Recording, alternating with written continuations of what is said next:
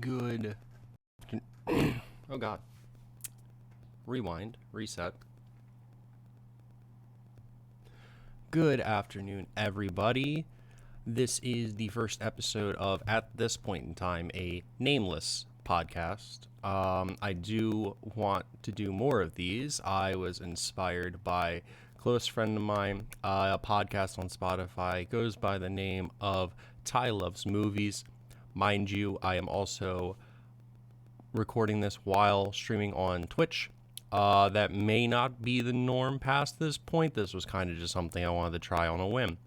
So, with that being said, today, well, I guess I should really talk about what the podcast will be about. The podcast will be in regards to realistically anime. It's the thing that I know the most about. May branch out into other medias in the future. However, this is where we're going to start. And today, me and my friend goes by the name of Amatsu. We'll be talking about the fall anime. The fall anime lineup that is absolutely loaded coming up in about a month. This is being recorded on September 17th, 2022. So, in regards to that, we have about a month until they all start rolling out. So, with that being said, Amatsu, introduce yourself to the people that already know who you are, but please just give them a reintroduction. Hello, I am Amatsu. I exist both here and in our stream, so most of y'all already know me. Okay, good introduction, I suppose. All right. So, in regards to that, I suppose, let them know what your favorite anime is and give them an idea of your tastes. My favorite anime of all time is and will probably always be One Piece.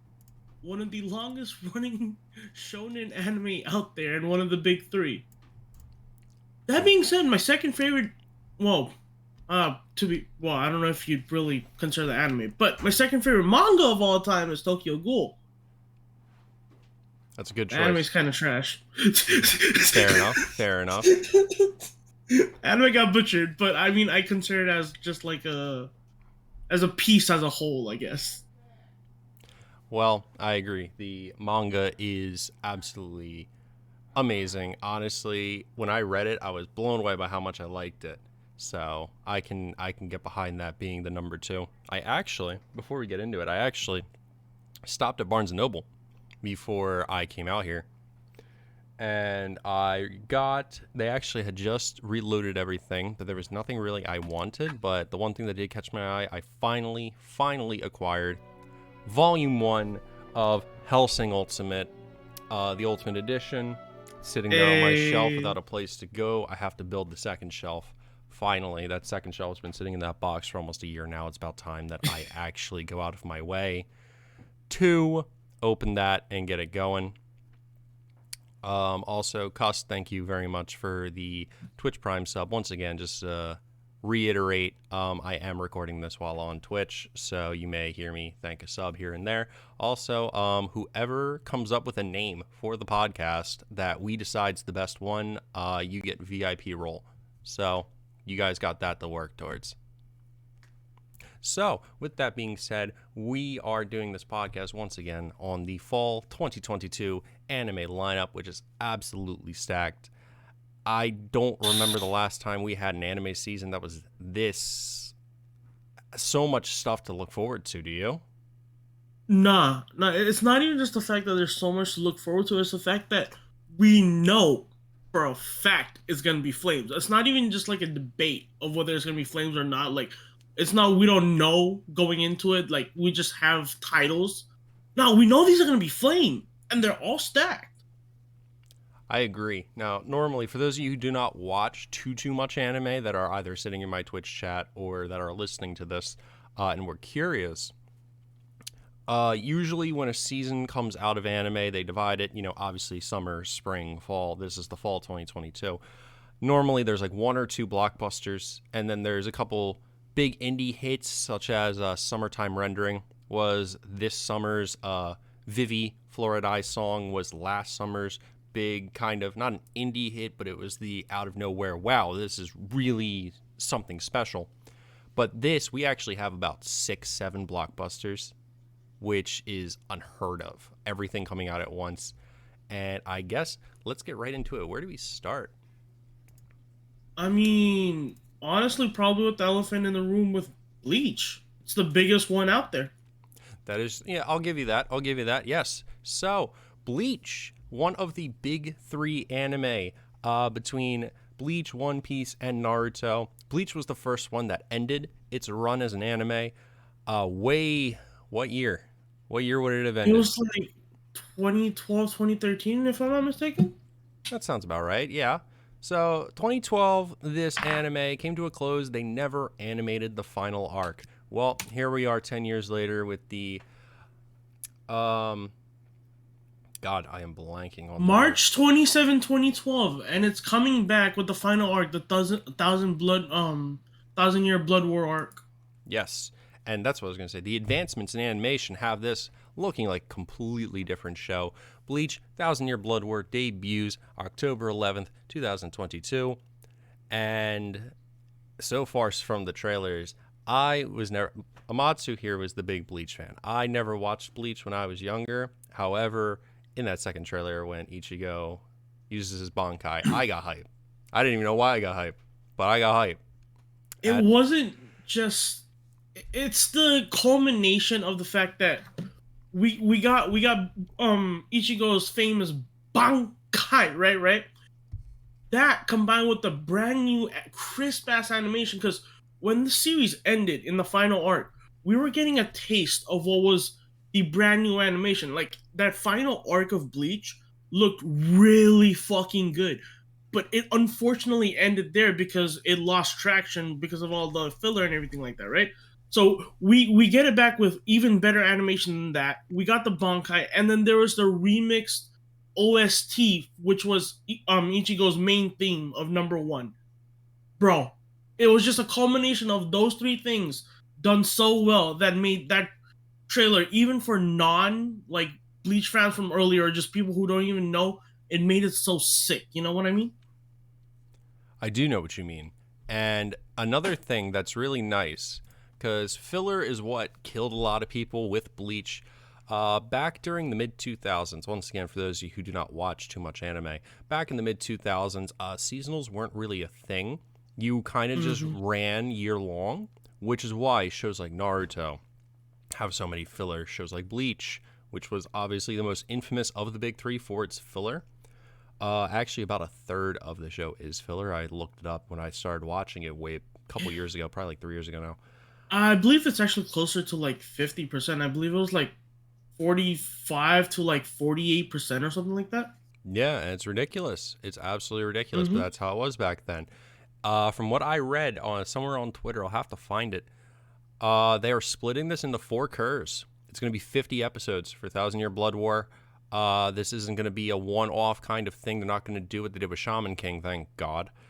Oh god. And it's going to be 12 episode parts. People are thinking, and we will get our conclusion to Bleach after 10 years. And regardless of if you've read the manga and how you feel about it, the significance of this is actually huge. And it could be huge for rebooted anime or continued anime in the future.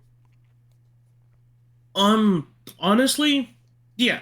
If you start picking that Bleach from like a narrative standpoint, right? Obviously, there's gonna be like flaws with it, but now here's the thing: it for a long time running, other than like One Piece that remain, we haven't had like the impact of one of the big three in like a hot minute. Because Naruto ended a while ago, Bleach ended even before that. You know what I mean? So Bleach coming back, and the fact that just with its announcement, it brought so many people like together shows just how much of an impact the big three in general still have on the audience. And from this point forward, it might even push like a lot of newer anime to be even better than what we've already been getting. Because let's be real, a lot of new gen anime has been really good. Like we have JJK, we have a lot of like the sleeper hits, like summertime rendering and everything year by year gets better and better. But like the fact that one of the big three still has this much of an influence is gonna make people even more hyped and like look forward to making even better stuff because things like JJK were inspired by Bleach to begin with, you know? Yes, that is correct. And honestly, like you said, nowadays, if an anime looks bad, there's no excuse. There's really no Mm-hmm. excuse because these studios have so much money. They put so much time into the animation. I mean, Bleach looks fantastic, absolutely fantastic. And I don't know if you can find it, but I know they debuted the first episode. If it wasn't at Tokyo Game Show, it was at the event right before it, and people were saying, looks really, really good. Apparently, there is going to be CGI, which is to be expected with newer gen anime at this point. But apparently, CGI is not, what's the word? It's not overdone, and it does actually look pretty good. So I am very excited to see what ends up happening with Bleach. I do have to actually watch Bleach, but I'm watching One Piece currently. So I am on episode like 700 of that. So if I do catch up on that, then we'll circle back around. I would like to actually watch Bleach. Bleach is honestly in the long run it's worth it. There's a lot of like good plot elements in Bleach, and it's kind of like it's kind of like if you read Berserk, you start noticing like the influences it's had like on a lot of like media. When you read Bleach, you'll notice that in other like anime and stuff like that. Just because like you see it with Naruto, you see it with One Piece. Like when you watch it, you see the influence it's had on like other media. You know. Yes, I agree. Also, quick sidebar, that person who just came in the chat, Obsessed Movies, that is actually Ty Loves Movies, the person who inspired this podcast. So if you guys, Tyler, if you want, please link your Spotify link into the Twitch chat. And yes, go give him a follow, please. He is very knowledgeable on the topics he discusses, and he's always very interesting to listen to when he starts talking about movies. So there's the plug. Yeah, I don't think I really have anything else to say about Bleach currently. Do you have any closing comments? Oh, no, no, I think we covered most of it. Okay, fair enough. All right, so there's one specific boy I want to save to the end, so we'll talk about that one last. Next one I want to talk about is part 2 of everyone's anime darling of 2022, that being Spy X Family Part 2. This anime debuts October 1st. This is actually, I believe, the first one that, what's the word? Brings in the new The season of the fall. anime. Yes, of the fall. They bring in the fall anime. Spy Family Part 2 is going to continue the story, obviously, where Part 1 left off. And yeah, this one has captured everybody's hearts over this year. It's a great manga. I know our friend Blacosta been preaching to everybody who would listen that this was going to be an amazing anime. The moment me and him saw that Wit Studio was the one assigned to it, we knew it was already a given. This anime was going to be amazing. Spy Family is a comedy or dramedy. That's what they're called. It's a dramedy about a family where the father is a spy tasked with a mission to essentially get a family, infiltrate the social system of his country. God, I'm like probably butchering this synopsis here. However, all you need to know, father's a spy, the wife is an assassin, the daughter's a telepath. And it leads to a lot of very funny situations while also having an overlying plot that is very interesting to see progress. And it's very interesting to see how the mangaka of the series progresses the story and actually makes it, what's the word? Makes it entertaining, makes it engaging, and you can't help but fall in love with these characters. Passing it on to you. Oh yeah, yeah. Honestly, Spy Family is just such a special piece because like it's a rarity for something to mix all these genres, right? The slice of life genre with like the comedy and the action and everything all together in like a small little package. But it goes much more than that in my opinion. It Spy Family is like the perfect intro anime for people who wanna watch anime. Spy Family is the perfect little getaway for people who like the more action packed anime, but they're kind of looking for something a little different that still has the action. And it's the perfect slice of life for those who truly love slice of life. It has a little bit of everything for everyone, just put together in like this perfect little blend that just when you start it, you just get captivated by the character because there's not a single character in Spy Family that lacks. People fucking love Anya. People love Lloyd.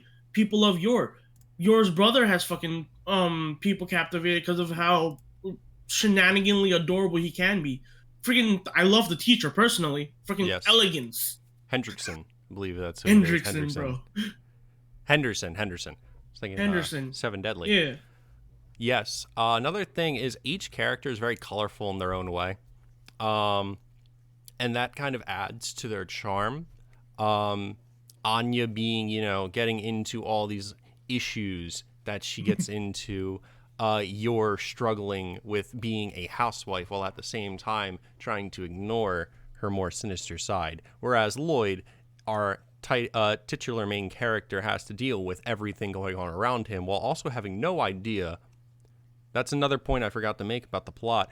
They have no idea about the other ones. So Lloyd does not know Yor is an assassin, nor do they know that Anya is a telepath. The only person who knows everything is Anya. So that's what makes part of the charm of the story, part of the charm of Anya in general.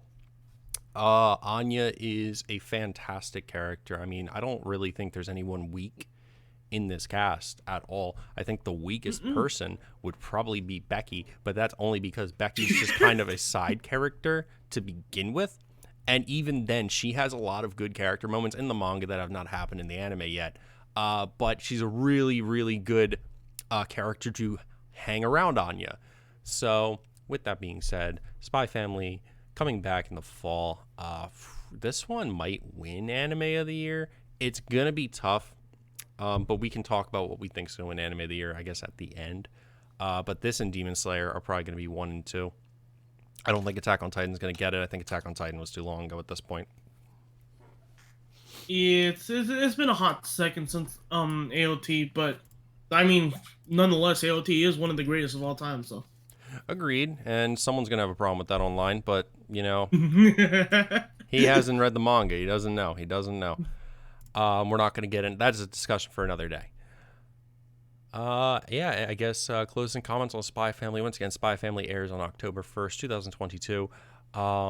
Definitely, if you have not watched it, I highly recommend. The series is a lot of fun. I'm sure everyone who is at least watching the Twitch stream has seen it. However, series is a lot of fun. Great characters, engaging plot. Highly recommend. If you have the time, it's only 12 episodes. No, wait. It had more than 12 episodes, didn't it? I think it was 13 episodes, right? Oh, okay. I for some reason thought it was like 24. All right, so 13 episodes No, out it's already. gonna be 24 total because remember it was split apart into two parts. Gotcha. Okay. So, it's a quick binge for part 1. You could definitely finish it before this anime airs in about 2 weeks. Jesus Christ. Yeah, it's Yeah, 2 weeks to the date, actually. 2 weeks to the date. You could definitely run through this. Highly recommend. very, very, very much recommend. The anime itself even adds like a couple of extra scenes that are very, very well placed. So it's worth the watch 100%. Now, this one is. I'm not going to have too much to say. I don't think you will either, because I don't think either of us have watched this yet. But the second season of last year's big kind of shock anime where people did not realize just how heavy a lot of the context and the story was going to be, did not realize how really beautiful the story was going to be. To Your Eternity, Season 2, airs October 23rd, 2022. Now, this one, hold on one second. I will read the synopsis for you so I don't butcher it. So, To Your Eternity is about an orb known only as It is cast to Earth to be observed from afar. Capable of changing forms from beings whose reflections it captures, It first becomes a rock, and then due to tiny rising temperatures, he becomes moss. It does not move until one snowy day, a wolf at death's door barely crosses by when it takes the animal's form. It attains awareness of its consciousness and starts to wander with an unclear destination in mind. Soon, it comes across the wolf's master, a young boy waiting for his tribe to return from a paradise abundant with fish and fruit in the south. Although the boy is lonely, he still hopes those whom he holds dear in his memories have not forgotten him and that he will reunite with them one day. The boy wants to explore new surroundings and decides to abandon his home with it to find the paradise, using the traces his tribe left behind. However, with a heavily injured body and no sight of his elder comrades, what will become of the boy? To Your Eternity illustrates the story of an immortal being experiencing humanity, meeting all types of people in many places throughout time. I saw the first episode of this, and I remember specifically, I was watching it with my friend Steven, and he's still mad at me about this to this day. He goes, "What are we going to watch?" I said, "Well, To Your Eternity is apparently amazing. I think we should give that a shot." And he goes, "Is it sad? I'm not really in the mood for anything sad." And I said, "No, I have no idea. I mean, we'll have to find out." By the end of the first episode, I believe all three of us that watched it cried. And he said, "What happened to it not being sad?" I said, I didn't know. I had no idea.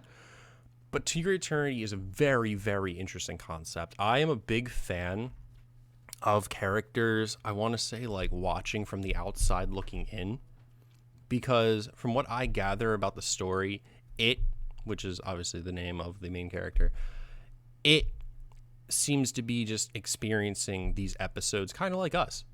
They are almost like the audience in a way, watching what is transpiring and learning from it. Therefore, it's very interesting how the story is told. And this is something that I've wanted to watch, that I really, really wanted to get into. A little bit of mixed on Twitter, but it seems the majority really liked it. So I definitely want to give this a try before, maybe not before season 2, but at some point in time. Honestly, for the most part, I haven't really heard much bad things about To Your Eternity. Now, mind you, it's not something I've seen yet, just because, like you said, it's on the heavier side, and luckily I knew that beforehand, just because you trial and errored that, and then I got the information from you. But all the tiny snippets and clips I've seen and everything, it just always seems like it's such a beautifully written piece, you know? It's like you said, there's something special about the third person interaction of just seeing a story unfold. It's it's like the real time it's like the real time effect, you know? You don't know what's gonna happen next. I agree. That's actually, you put it, I think you put it extremely, extremely well with the way you worded that. Uh, Tyler, to answer your question, anime of the year, there's no like body that decides what anime of the year is. Unfortunately, anime of the year is just a popularity contest. Um, Crunchyroll is kind of the one that everyone rotates around, but unfortunately, Crunchyroll is the epitome of a popularity contest, which is why I remember Demon Slayer won, and it was the same year that Attack on Titan Season 3 Part 2 came out, which a lot of people argue was the best part of the series, and Vinland Saga. But because Vinland Saga did not air on Crunchyroll, Vinland Saga got wiped. I don't even think it got votes. And Attack on Titan barely came close. So say what you will about it. Not to say Demon Slayer is trash. I don't think Demon Slayer is trash. Never thought Demon Slayer was trash. Do I think it falls off? I do. I don't think it's bad, though. I definitely am one of those people in the camp that if you're saying it's overrated and then you can't really give a good reason, you're hating it because it's popular. But I digress. Like I said, To Your Eternity, not a lot to say about it, unfortunately. This is one I do still need to watch, and same with Amatsu here, but this is definitely something that I want to watch. Yeah. Definitely need to get back into, because honestly, by the ending of the first episode definitely had me like, whoa, like this is going to be something special. And I kind of just fell off the wagon a bit when I was watching it. I think I got to like episode 3, didn't finish it, unfortunately, but definitely something I want to go back to. Yeah, it's basically like the new gen, like the new gen hardcore sad anime. Like throughout the years, we've had things like Planet, we've had things like Anohana and things like that. You know, it's like this generation's set of hardcore sad. Agreed. Okay. Let's move forward. So next of our blockbuster anime, now this one is very intriguing. This is actually probably one of my most anticipated, just because I've been waiting to watch this for a long time instead of reading it. This is the successor to the sports anime empire that Haikyuu left behind when the manga ended. Haikyuu, the show's still going, movies coming out. We'll talk about that a different day, however you feel about it. But Blue Lock is a story about Japanese soccer or football, however you want to do it. After reflecting on the current state of Japanese soccer, the Japanese Football Association decides to hire the enigmatic and eccentric coach Jinpachi Ego to achieve their dream of winning the World Cup. Believing that Japan has lacked an egoistic striker hungry for goals, Jinpachi initiates the Blue Lock, a prison-like facility where 300 talented strikers from high schools all over Japan are isolated and pitted against each other. The sole survivor of Blue Lock will earn the right to become the national team striker, and those who are defeated shall be banned from joining the team forever. Selected to join this risky project is Yoichi Isagi, a striker who failed to bring his high school soccer team to the national tournament. After choosing to pass to a teammate who missed instead of scoring on his own, he could not help but wonder if the results would have been different had he been more selfish. Using this golden opportunity given by the Blue Lock Project, Yuichi aims to clear his doubts and chase his ultimate desire to become the greatest striker in the world and lead Japan to World Cup glory. Blue Lock is essentially a battle royale involving soccer, and I think that is a very interesting concept. Blue Lock has essentially taken over the void left by Haikyuu once the manga ended, as I previously stated, as the de facto best sports manga coming out right now. A lot of people are excited for this one, me included. I love sports anime. I think sports anime are great. I could not be more excited for this. This airs on October 9th. Amatsu, what are your thoughts? So going into it, I don't really know much about Blue Lock itself, but now I'll say this, from everything I've heard and from the synopsis of the story itself, it's a very intriguing premise, right? It's not like a twist that you've seen happen often. Well, actually ever in general. It puts this kind of this no matter how the episodes go, it puts this kind of pressure on it as you're gonna watch it, you know? It's like what's gonna happen next, who's gonna fail and stuff like that. Just because it is a all or nothing, this is your last desperado shot at trying to achieve your dream, you know? And the thing about it, the way it sounds, I can really see it not only having like the story impact that Haikyuu had, but in terms of how it's going to be portrayed, it also sounds like it'll pick up from what was essentially a battle shonen of Kuroko's basketball. I feel like it'll have those elements of the back and forth fighting type, where and still have the story of a soccer anime. You know what I mean? I think that's a very good analogy. For those of you who do not know, sports anime that are mainstream, very few and far between. We have Yeah. not had very many mainstream sports anime. You've had your couple off-brand ones that people look back on fondly, like I Shield 21, being about American football. Um, Yes. Diamond No Ace is big in Japan. It's not really big internationally, at least I don't think. That is a baseball anime. So really, we've had a couple sports anime that have been really mainstream that I can think of off the top of my head. We've had, oh God, Slam Dunk by Takahiko Inoue, which is the originator of sports anime. More on that later. We have had Kuroko's Basketball, which combined, as Amatsu said, battle shonen with sports, which Kuroko's Basketball is fantastic. If you haven't seen it, at least give it a try. Do not go into it thinking it's going to be about traditional sports, though. I feel like everyone who's gone into it thinking they're going to get a basketball anime, much like Slam Dunk, are the people who are left disappointed. You just have to enjoy Kuroko's for the ride that it gives you because it's not a traditional ride, and I appreciate that. And finally, Haikyuu, anime about volleyball, about a boy who's really not great at volleyball. However, the potential that he has locked inside is very much ready to burst. And Haikyuu, for a lot of people who have seen it, I don't think I've ever heard somebody really see it and say it's bad. I've people can say it's not for them, but I've never heard somebody say like, yeah, this is not good. Haikyuu is fantastic.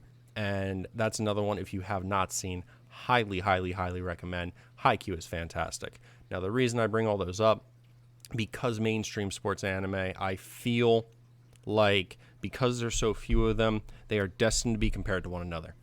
So Yeah. my concern is, oh, Blue Lock's supposed to be the next Haikyuu, but Haikyuu is so much better, blah, blah, blah, blah, blah, when it's not even about the same sport. And I like Or the how. same like portrayal of a sport. Exactly. And I think that's what Blue Lock has really going for it is its uniqueness. Like Blue Lock Hmm. is it's a battle. Well, at least we think it's going to be a battle shonen combined with a sports anime, much like Kuroko's. However, I do believe this one's more grounded. Um, I've seen panels. I don't know any context. I've never read it. I've thought about it. I've seen Blue Lock came out in America physically. The physical copies came out in America.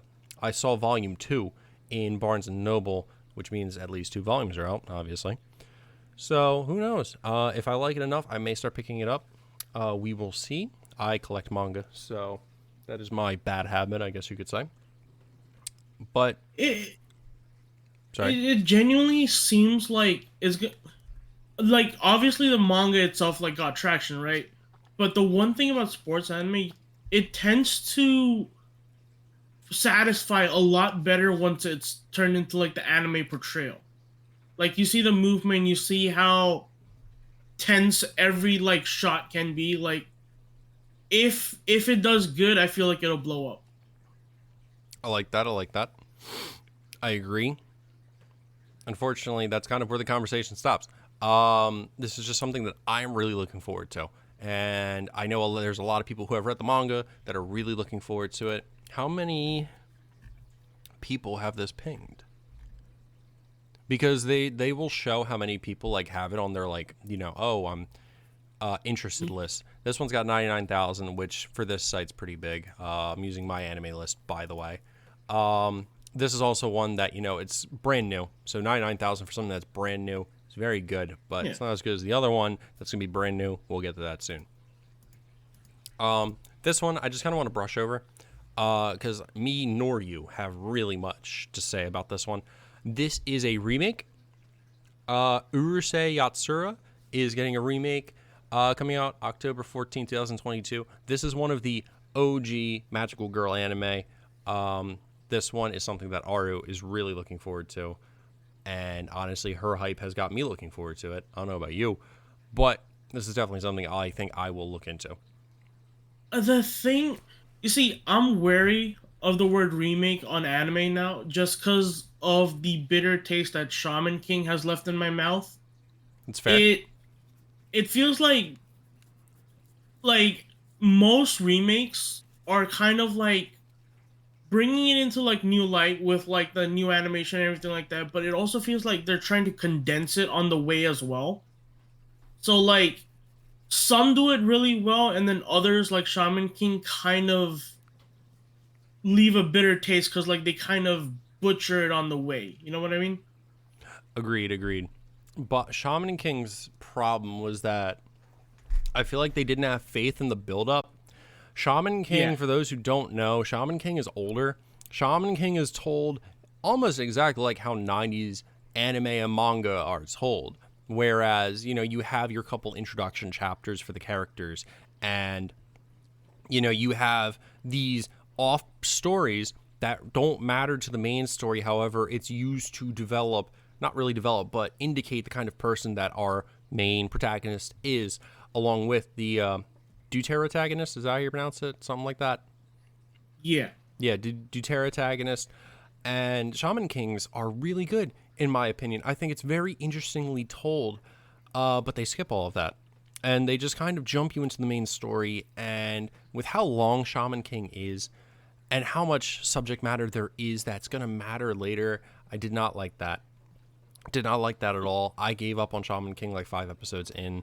I just couldn't get to it, which is very unfortunate because I was really looking forward to it because I had read it prior. So Yeah. that's just me. But It's not one of it's one of the few that you just can't condense, and that just comes from it being one of like the shadow anime of the big three. Like you can see like the influences of it. Like the characters each had like the side story, like in Bleach they did for like Chad and Ishida and everything, and like it has like the long build up like all the old Big Gen anime did have. So it's just one of those that it shouldn't have been condensed, just because there's so much to it. Agreed. Absolutely agreed. Now, other than that, yeah, I mean, we talked about Shaman King War. We did Urusei Yatsura, but Urusei Yatsura that comes out October 14th. If you're into older anime and you're into like the 80s, 90s kind of anime, or you're into magical girl anime, 100% give this a watch. It's done by Dare Productions, same guys that do JoJo's Bizarre Adventure. So I would say give it a watch. I'm definitely going to. Yeah, magical girl genre is actually a lot bigger than people realize, just because like e- everybody has like its own variation of it. Because like Power Rangers, like Power Rangers itself is kind of like an extension of that for like the Western audience. You know what I mean? I Because agree. like it's the same format. It's literally the same format. I agree. Next on our list. Now, this one's probably the most under the radar. This isn't really a blockbuster. However, I still want to talk about it. This anime is one that a lot of people who have seen it or read it are really looking forward to it. Nobody else is, unfortunately. I have not started this series as of yet. It's been on the to read list for a very long time. And I have had people say that it is their most anticipated anime out of everything coming out in the fall, that being Golden Kamui Season 4. Now, I have not, like I said, read it. I have not watched it. However, I know the manga just ended or is ending, and a lot of people are Mhm. upset. Apparently, the manga, for the people who have read it, are like, wow, this is something that we should really be talking about for how good it is. This is another one. Unfortunately, I don't have too much to say about, which is kind of becoming a trend. But however, I did want to talk about these anime because even though I may not have a lot to say about it, there are a lot of people who have a lot to say, and the ones I have a lot to say about, I have a lot to say about. So, with Golden Kamuy Season 4 coming out, it may entice me to actually give it a read once I am done what I'm currently reading, which is I'm reading Mission Yozakura Family, which is coming out on Weekly Shonen Jump for those of you wondering. That's a very interesting one. If that gets an anime adaptation, we're definitely going to talk about it. I think a lot of people are going to like that one. I'm also reading Nana, which is everybody's favorite hiatus manga outside of Berserk and Vagabond. But that one is one that I definitely want to talk about in the future as well. But once I finish Souls Golden Kamuy, maybe on the to-do list, especially because now it has an ending. I don't have to sit there because once I finish Nana, boom, I'm done, and I'm gonna be left on a cliffhanger. I don't know what that cliffhanger is, but I want to know what happens. And if Aizawa ever decides to come back to the manga, then she would make a lot of people happy. But if she's happier not doing it, then who am I to tell her to make her life miserable? So, that being said, Golden Kamui, something that I am definitely going to start now that all this hype is behind it. Golden Kamuy is like one of those rarities where you don't hear people talk about it, but anybody that you go to that has seen it or like has something to say about it, it's always something good. So it's it's a weird tale of searching for treasure, right? It's set in like a little bit of like an old timey era, like it's like post war era, and it's basically this entire journey searching for this fabled gold, and there's just a lot to it. There's like a lot of life lessons. There's a lot of like there's comedy along the way, but there's also just like really good storytelling, I believe. And like the way to this gold, like the way that you get to it is basically you got to find these maps that were drawn on these prisoners that escaped. So you kind of got to find these people and then use the maps that were like drawn on them to like find your way to this fabled gold. Okay. See, I didn't even know that. So I'm glad that you have at least some knowledge to it. Did you watch at all? You said you didn't, right? I have not. I just happen to have known a little about it. Understood. Oh, that's fine. I mean, you gave a little more insight, and I appreciate that. So, I mean, yeah. Other than that, I ain't got nothing else to say about it. It's definitely something that I will start reading now. But yeah, that's kind of where that ship ends. Let's move on to the next thing. I want to talk about the movies coming out prior to us talking about the last two blockbusters. So let's blow Mm. through the movies and we can get to the blockbusters. Number one, this one is actually a non-canon movie coming out. You don't get a lot of those anymore.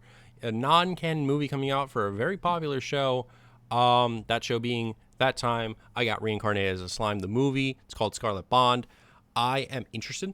Reason being, I'm actually caught up on the manga for Reincarnated as a Slime. So I am very, very interested to see what this story is going to be about.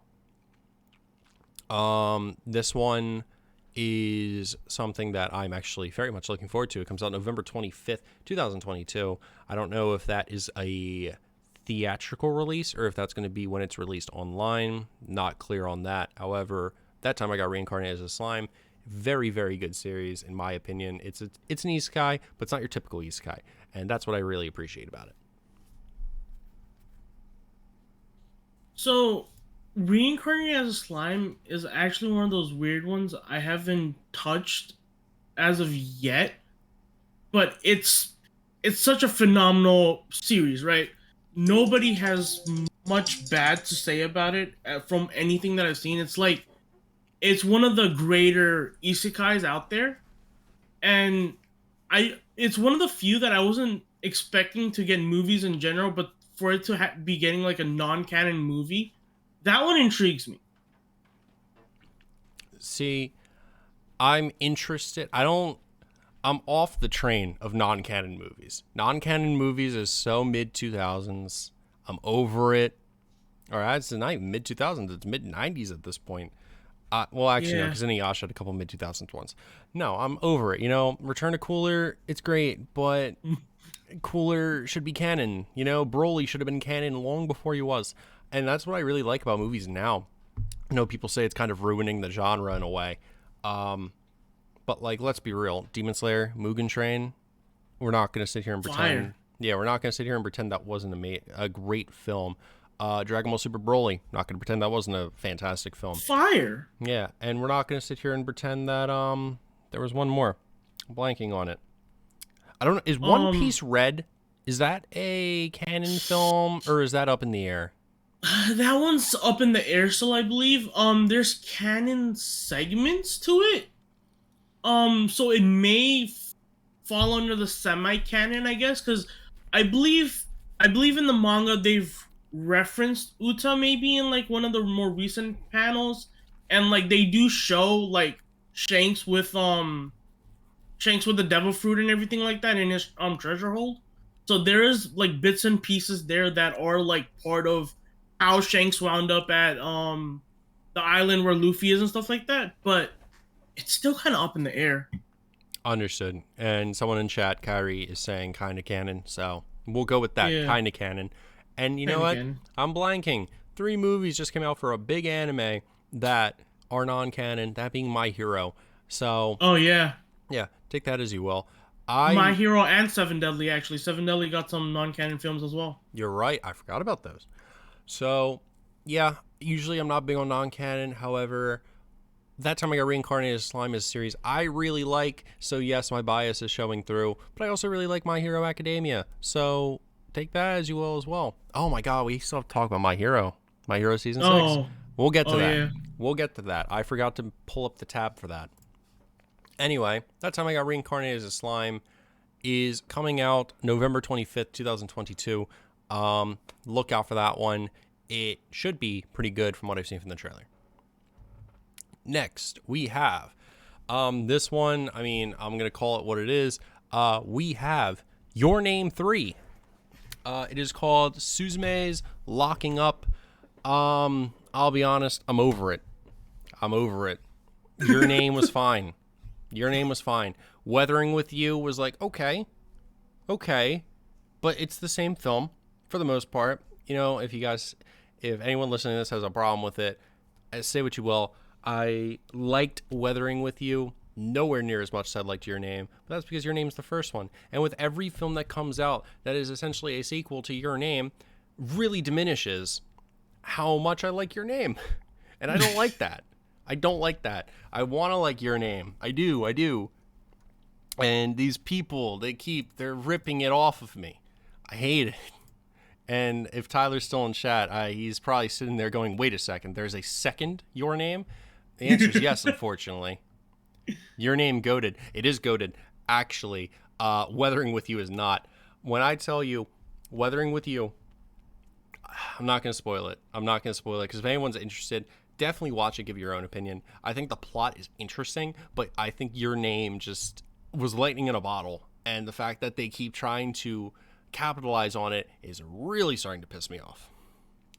Okay, okay, that is true, right? They are like pushing like the Your Name genre in that sense, because like this movie obviously is gonna be in the same world as they're creating as Your Name, but I there's just certain progression to it, right?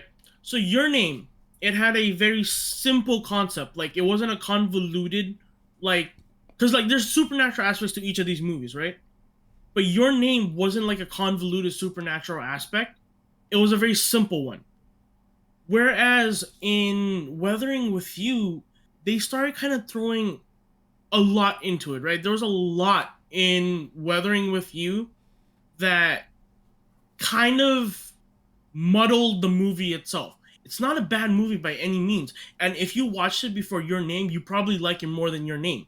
But there is a lot in it where like they tried to throw a lot of extra shit that kind of muddled up the movie.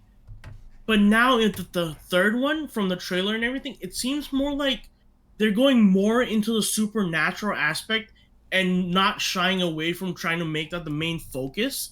And it almost seems like they're trying to like put like a Studio Ghibli spin on it. So like it may possibly be better than what we expect, but if it fails, it will potentially be far worse. My expectations are on the floor. Honestly, my expectations are on the absolute floor because the more I think about Weathering with You, the more I don't like it. Like, especially the ending. I hate the ending, not for a reason that I think the ending is bad, but I'm not going to spoil it because I do want everybody to make their own opinion. And if you like it, you like it. There's not a problem with liking the film. I am indifferent to Weathering with You. And it's funny because I think my anime list rating for it's like an 8. That's about the drop now that I'm talking about it and thinking about it. So, yeah. Anyway, moving on. Suzume Locking Up is coming out November 11th, 2022. And yeah, I don't think I'm going to watch it, but that's just me. All right, next. Now, the reason we're circling back to sports anime, we have The Return of the King coming out December 3rd, 2022. We are getting the first Slam Dunk film. For those who do not know, Slam Dunk, once again, is the OG sports anime written by Takahiko Inoue, my personal favorite mangaka, who wrote my two favorite mangas of all time, Vagabond and Real. This is a basketball anime. Funnily enough, I have not read it yet. It's been on the to-do list for a very long time, but I have not read it yet. It has been too long. I really should just get to it. But yeah, movie got announced. Everyone was shocked because apparently Inoue did not like the adaptation of the anime, but apparently Inoue is more involved with the film.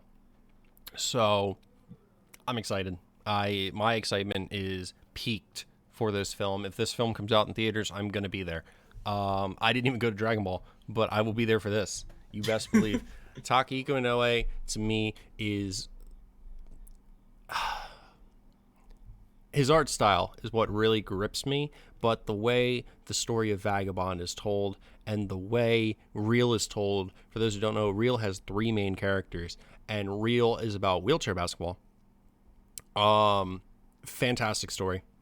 Some of the best character work I've ever read in anything ever. Inoue just knows how to develop characters in a way that makes it intriguing, makes you think, and really takes you along the journey with these characters as they are finding out about themselves. So that is why I'm excited as all hell for Slam Dunk. I cannot wait. And I know Costa has been yelling at me to read this because he's been yelling at me saying, "You're no way wrote Vagabond and Real, and you haven't read and or watched Slam Dunk. What's wrong with you?" And he's right. What is wrong with me? I haven't figured it out. Maybe I will after I watch this film. Amatsu, what are your thoughts? Inoue is one of those very special one in a million type mangakas, right? He has this like certain grasp on reality in the way which not only he draws but writes stories that it makes you feel like you're there. You understand these characters' emotions, you understand what's happening. There's this grasp of reality that just kind of clamps down on you to the point where you can truly see all these events transpiring around you, which makes him so special. And as someone who's never seen or read Slam Dunk, genuinely, I am gonna watch this movie just so I could get a feeling of what is like realism looks like in anime format. Hon- Like Honestly, both Vagabond and Real are only manga, Like yes. there isn't really other formats of Inoue being in anime, and him having like a hand in this movie, like that's gonna be big. Before we continue on that, let me double check and see if he has a hand in the movie. Because if not, then we take back everything we have just said. I am no longer excited for That this film. would yeah that would be a bummer. That would be a very big bummer actually. I would like to have reality clamp down on me, please.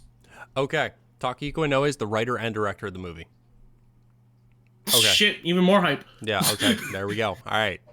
Um, Another thing to note about this, another reason why it's such a big deal, um, Takahiko Inoue is not known to finish manga. Vagabond's last chapter, most recent chapter, came out in 2015. And then he wrote a follow up, which is actually the end of Musashi's life, which is technically the true end of Vagabond. Years later, he has said he wants to go back to writing Vagabond. However, he's going to wait till his kids are grown up because he does not want to lose the time he has with his children. That's something I respect, which is why manga like this, like Nana, Berserk, Vagabond, Land of Lustrous, when they're not tied down to a publication schedule, they tend to be better written series. And the reason for that is obviously, a lot more time to yourself. You can just kind of, you're not time constrained. And if you look at the art for things like Vagabond and Real and the hyper realistic designs, it really, goes to show it's like if we just let him work, it'll get there. And same with Real. Real was actually coming out on a quarterly schedule, but unfortunately, the last chapter, I believe, was December of 21. So it's almost been a year since the last chapter of Real. So that's another one. I mean, Real is my number one, Vagabond's my number two. So those are both ones that I'm sitting here very patiently waiting for them to come back. But Slam Dunk has an ending. So yeah, if you actually want to be invested in anything by Takahiko Inoue, Slam Dunk's the one. You'll actually get a conclusion to the story. Not to say Vagabond doesn't have one, but you're missing some extra stuff that happens towards the end. With that being said, moving forward, we've got three more things to talk about. I know you have work soon, so we can blow through these. I actually have work sooner than I anticipated because, like, now I'm being asked to go into work at 4. So, So, oh, oh, oh. yeah, I can stay for one more topic probably, but then I probably have to dip. Okay, well then, here we'll just speed run these two. Um, Sorry about that. yeah, no worries. I mean, scuffed podcast. It's fine. No worries. We're gonna work on it. So, My Hero season 6 is gonna be adapting the war arc, the first war, should say, the first war arc. This one could be the redemption for the series that has kind of been lacking for a couple years now, ever since season 3 when the main animation team left to do the films for the series. This is one I'm hoping is redeemed. We'll see. This one, I'm a little sad we got to skim over, but it's okay. Mob Psycho 100 season 3. This one came out of nowhere. Nobody was expecting this announcement. And it happened. Why is that? I don't know. I think season two, a lot of people just assume like, all right, that's it. Like, it's done. It's not coming back. I don't know why. That would be a question for Blacosta. Blacosta was always a bigger fan of Mob than I was. Mob's really good though. I'm not going to sit here and tell you Mob's not great. Mob is fantastic. This is one I'm very much excited for as well. I'm probably going to have to watch season two. This one airs October 6th, so roughly 2.5 weeks. So I'm going to have to binge season two very soon. And lastly, and this is the one that we're going to talk about, the other elephant in the room. This one is the most anticipated anime outside of Bleach. This is something that I have not seen something this hyped up since One Punch Man season one back in, what was it, 2014, 2015? I was in college, so I think it was 2015. I was going into high school, yeah. Yeah, so Yeah. very long time ago. That being Chainsaw Man by Tatsuki Fujimoto. This one is something I'm reading because it's not done. It's fantastic. Like, what can I say? Everyone who's read it loves it for the most part. There are people who are like, oh, well, I don't get it, which is fine. You don't have to get it. It's something that you kind of just buckle up and you got to enjoy the hell ride that you're about to go on. So much happens so quickly with little to no breaks. There is no quiet in the action ever. Chainsaw Man being about a boy by the name of Denji who grows up in poverty. When I say poverty, I mean basically homeless. He is indebted to the Yakuza because of his father who passed away, and he's got nothing to his name. He's never been allowed to want, he's never been allowed to need. Well, one day the Yakuza turns on him when they don't need him anymore, and they kill him. However, his dog, Pochita, who just so happens to be a devil, a chainsaw devil, merges with Denji's body and grants him new powers of a chainsaw devil. Now able to transform parts of his body into chainsaws, a revived Denji uses new abilities to quickly and brutally dispatch his enemies. Catching the eye of the official devil hunters who arrive at the scene, he is offered work at the Public Safety Bureau as one of them. Now with the means to face even the toughest of enemies, Denji will stop at nothing to achieve his simple teenage dreams. Denji, to put it into perspective, they tell him you can have what do you want? What do you want? And he doesn't know how to answer it because he's never been allowed to want. And I think Denji is a very interesting main character because he's not your stereotypical main character. It's almost like he's learning about life as time goes on because he's never really had a life to live. And at this point, he's like 16, I believe. I think he's 16 at this point in the story. Yeah, cause yeah, there was a point where like there was a dialogue of it of why he's with the association when at his age he should be in like high school. Yeah, you're right. You're right.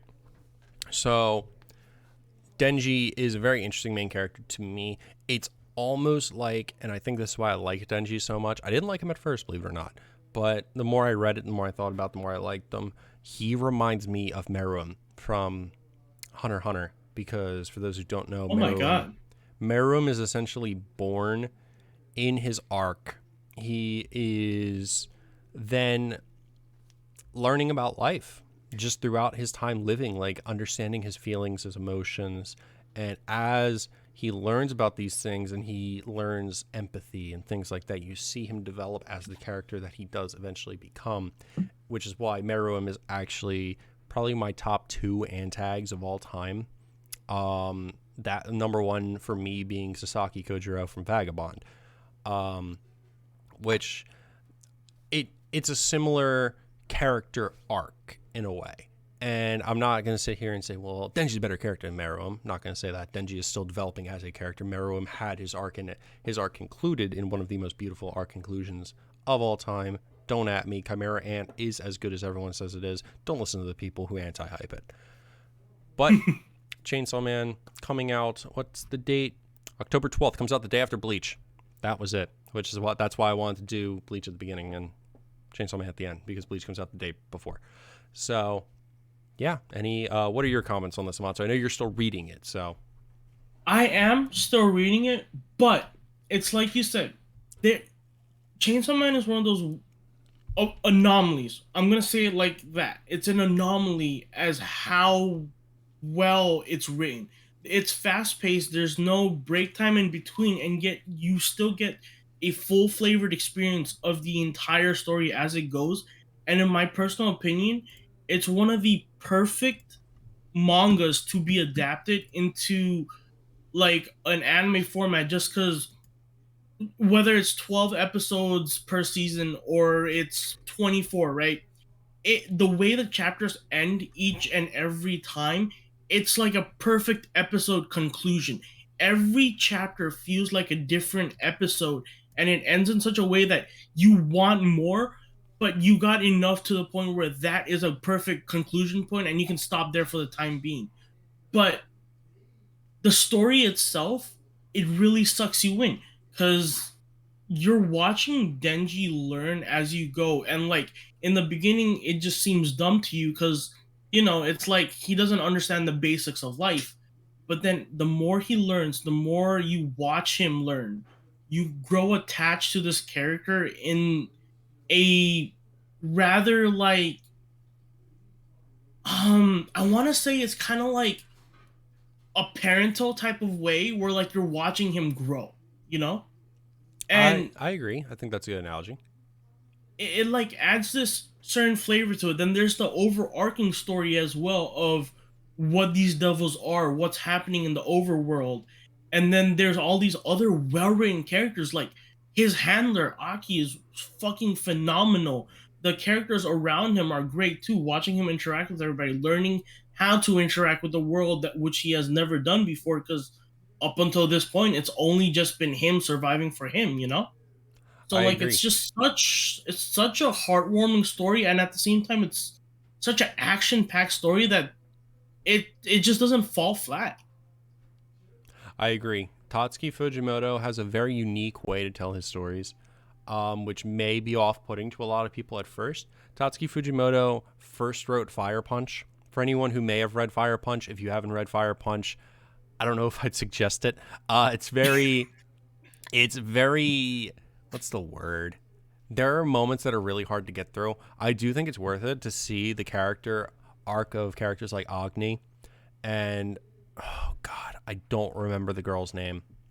The anyone who's read it, you know who I'm talking about. The director. I'm not gonna try and guess it. Fire Punch is very interesting. Look Back, which is a one shot that Fujimoto did. I had not read for a very long time. When I got to it, I was blown away. Definitely in a situation where I could not believe I hadn't read it prior. Look Back came out right after part one of Chainsaw Man ended. And then Goodbye Eri, which is another one shot by Tatsuki Fujimoto that came out a couple months ago. Fantastic. Absolutely. For a while, it was my manga of the year. Might still be. I have to do some thinking about that. But other than that, Fujimoto is only really working on Chainsaw Man right now, I believe. I'm not sure if he has another one shot coming out. I feel like I heard something about it, but I could be wrong. Um, Chainsaw Man is something that I believe is going to be something that people are going to be talking about for years. I think it's going to be on the tier of One Punch Man season one, where it's like, look at this perfect storm that just came together.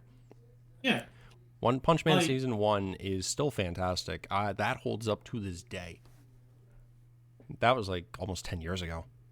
So, and yeah, honestly, I feel like it's gonna even blow that out of the water just because the way it's going and everything. I feel like it's gonna have like the impact of what is the big three, and that's why it's such a phenomenal introduction to this season.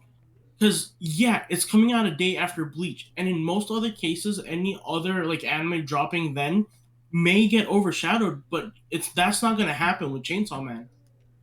It's it's just that it's gonna be that impactful because like it's gonna show a different way of writing your protagonist. It's gonna show a different way of writing your stories, and it's just gonna have a rippling impact on the anime community, in my opinion.